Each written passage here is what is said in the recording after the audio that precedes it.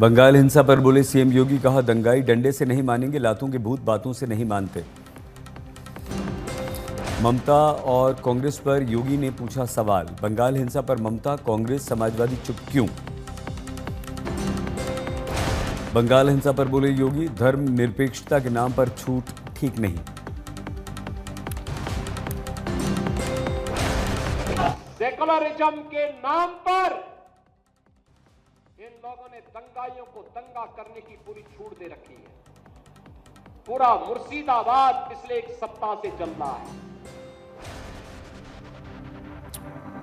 ममता पर किरण रिजिजू ने उठाए सवाल, वक्फ कानून के प्रावधान को कैसे असंवैधानिक बता सकती हैं आप? ममता ने कहा है वो संसद में पारित कानून को बंगाल में पारित नहीं करेंगी, यह हिंसा भड़काने का ढंग है। She is holding a constitutional position. Can a person sitting in a constitutional post declare that she will be unconstitutional or she will not follow anything which is constitutional?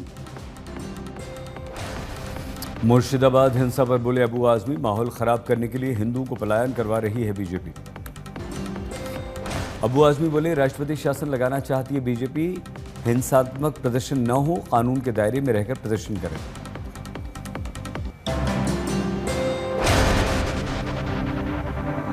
Bihar चुनाव पर दिल्ली में खरगे के घर पर आरजेडी कांग्रेस की बैठक खत्म, खरगे तेजस्वी की मुलाकात, बिहार चुनाव को लेकर सीटों पर बातचीत। बैठक के बाद तेजस्वी ने कहा बिहार चुनाव को लेकर हमारी पूरी तैयारी तय है, बिहार में एनडीए की सरकार नहीं बनेगी। तेजस्वी बोले बिहार के साथ सौतेला व्यवहार कर रहा है एनडीए, सीएम चेहरे पर बाद में हम करेंगे बात। तेजस्वी बोले नीतीश को बीजेपी ने पूरी तरह हाईजैक कर लिया है।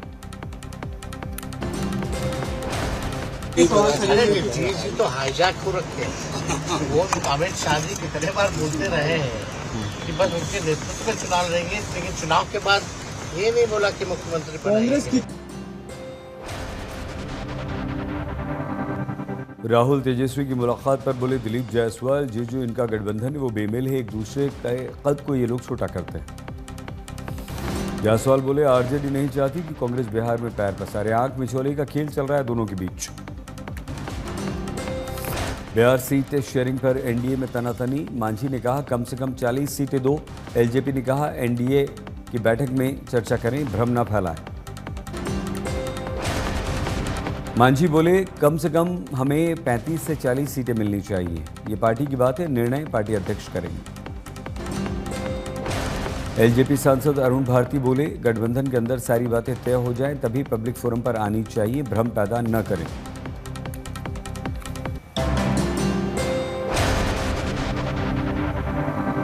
तेजस्वी ने दलितों के लिए यादव समाज से की अपील, एकजुट होकर रहे, किसी गरीब को सताना नहीं, गरीब हमारे मालिक हैं। भाइयों से अपील करेंगे कि मिलजुल करके एकदम रहना है, किसी गरीब को सताना नहीं है, सब यही हम लोगों के मालिक हैं। एलजेपी नेता धीरेन्द्र मुन्ना ने तेजस्वी के बयान पर कहा देर से ही सही, माना कि यादवों ने दलितों पर अत्याचार किया है। धीरेन्द्र मुन्ना बोले गले लगाना ही है तो आरजेडी से दलित चेहरे को सीएम बनाओ, यादवों से त्रस्त होकर दलित पलायन कर रहे हैं, उनको रोको। तेजस्वी पर जेडीयू नेता अरविंद निषाद का बयान, लगता है उनकी पार्टी दलितों के साथ दोयम दर्जे का बर्ताव करती है और चुनाव में वो दलित सम्मान की बात करते हैं।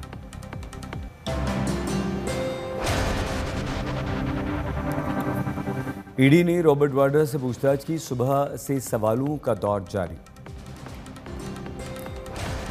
रॉबर्ट वाड्रा को ईडी का दूसरा सम्मन, इससे पहले भी 8 अप्रैल को ईडी ने बुलाया था लेकिन पेश नहीं हुए थे रॉबर्ट।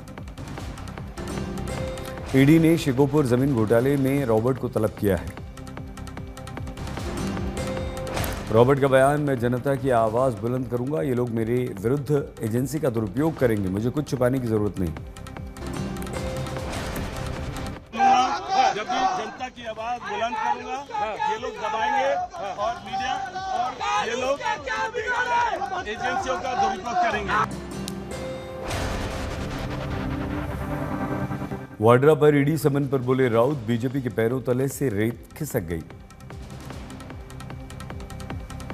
और मीडिया और आपको सम्मान दिया जाता है। आपको जब भी लोगों के हित में मैं बोलूंगा, जब भी जनता की आवाज बुलंद करूंगा, ये लोग रॉबर्ट वाड्रा के समन पर संजय राउत का भी बयान आया, बीजेपी पर निशाना साधा। राजस्थान के पूर्व मंत्री प्रताप सिंह खारियावास के घर ईडी का छापा, प्रताप सिंह ने कहा बिना सूचना के ये कार्रवाई। खारियावास बोले जब राहुल के खिलाफ कार्रवाई हो सकती है तो मैं तो कार्यकर्ता हूं, मेरी चिटफंड घोटाले में कोई भूमिका नहीं। ईडी की जांच को लेकर बोले खारियावास, मेरे घर अगर गोली चली तो मैं भी गोली चलाऊंगा। वक्फ कानून पर बोले सचिन, हिंसा रास्ता नहीं है, संख्या बल के साथ पारित करवा लिया कानून। पायलट बोले धर्म के नाम पर लोगों को बांटना चाह रहे हैं, समाज को तोड़ने का काम कर रही है सरकार। ठाणे में शिंदे ने वक्फ पर कहा यह कानून किसी भी चीज में हस्तक्षेप नहीं करेगा, गरीब मुसलमानों को इस कानून को पढ़ना चाहिए। कौशाम्बी से एसपी नेता इंद्रजीत सरोज के विवादित बोल, हिंदू देवी देवताओं का अपमान किया, भारत के मंदिरों में शक्ति होती तो देश में लुटेरे नहीं आते। हिंदू मंदिरों पर रामजी लाल सुमन की टिप्पणी पर दयाशंकर सिंह बोले राम का नारा राजनीतिक नारा नहीं है, अगर इनका नाम रामजी रखा गया था तो उनके कुछ तो गुण इनको आने चाहिए थे।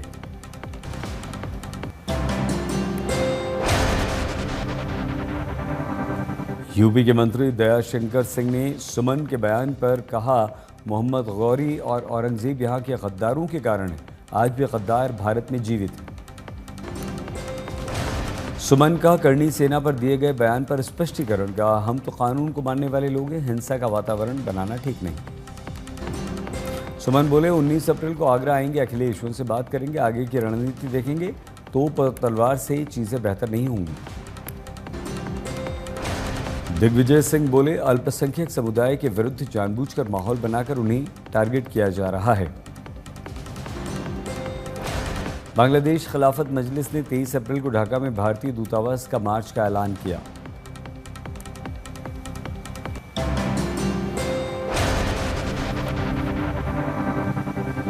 संभल में जामा मस्जिद की सीढ़ियों पर एएसआई की बिना अनुमति के रेलिंग लगाने का मामला, जामा मस्जिद कमेटी के सदर की संभल की अदालत में पेशी।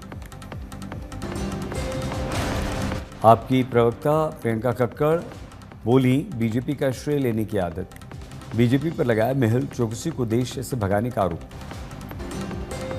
कर्नाटक में ट्रक मालिकों के संघ ने अनिश्चितकालीन हड़ताल का ऐलान किया, ईंधन के दामों में बढ़ोतरी के खिलाफ हड़ताल। बर्खास्त ट्रेनी आईएएस ऑफिसर पूजा खेड़कर की अग्रिम जमानत पर याचिका 21 अप्रैल को। हफीजुल हसन के बयान के बाद राजनीतिक घमासान, बीजेपी प्रदेश अध्यक्ष मरांडी ने मंत्रिपद से हटाने की मांग की। दार्जिलिंग में भारी बर्फबारी, पर्यटक वाहनों को आर्मी ने रोका।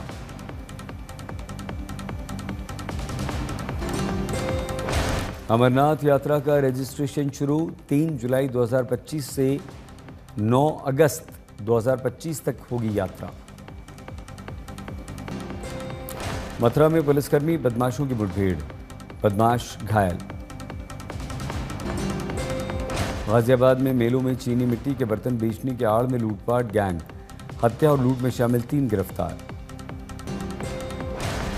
झुंझुनू में चोरी के मामले में पूछताछ, एक व्यक्ति की पूछताछ के दौरान मौत।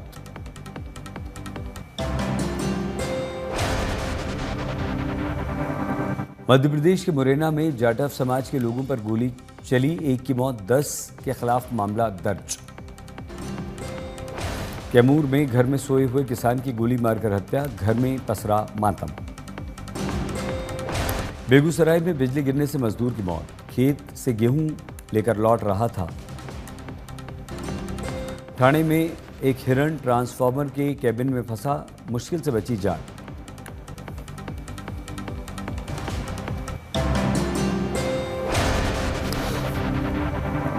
इटावा में प्रेमिका से बात करने से रोकने पर भाई ने गोली मार दी, पुलिस ने जेल भेजा। मुजफ्फरनगर में मामूली लालच के चलते अपनी भाभी की गला काटकर हत्या, बोरे में शव को भरकर ठिकाने लगाया। अलवर मिनी सचिवालय को बॉम्ब से उड़ाने की धमकी मिली, कलेक्ट्रेट में मेल आया, पुलिस जांच में जुटी। विशाखापट्टनम में भयानक घटना, पति ने पत्नी की गला घोंटकर हत्या की। हापुड़ में महिला की चाकुओं से गोदकर निर्मम हत्या। अहमदाबाद में अजीत रेसिडेंसी में घुसकर 15 बदमाशों ने उत्पात मचाया, पुरानी रंजिश का मामला। कर्नाटक के बेलगावी रेलवे स्टेशन से कुछ ही दूरी पर मालगाड़ी पटरी से उतर गई, तस्वीरें सामने आई। मध्य प्रदेश परिवहन निगम की बस और मिनी ट्रक में बुल्ढाना में टक्कर, 3 की मौत, 10 घायल।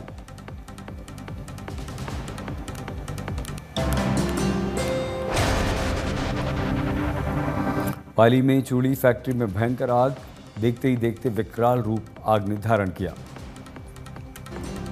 प्रयागराज में दलित युवक की जलाकर हत्या, पुलिस ने अवैध कब्जे पर चलाया बुलडोजर। पुंछ में आतंकवादियों और सुरक्षा बलों के बीच मुठभेड़, बीती रात से चल रही, एक जवान घायल। दिल्ली के शाहदरा में 20 वर्ष की लड़की की हत्या, अज्ञात ने फ्लैट में गोली मार दी।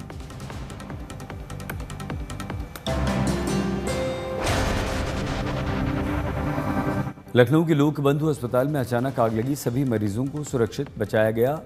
डिप्टी सीएम ब्रजेश पाठक मौके पर मौजूद रहे। बेंगलुरु में ट्रक को ओवरटेक करने की कोशिश में पानी का टैंकर पलटा,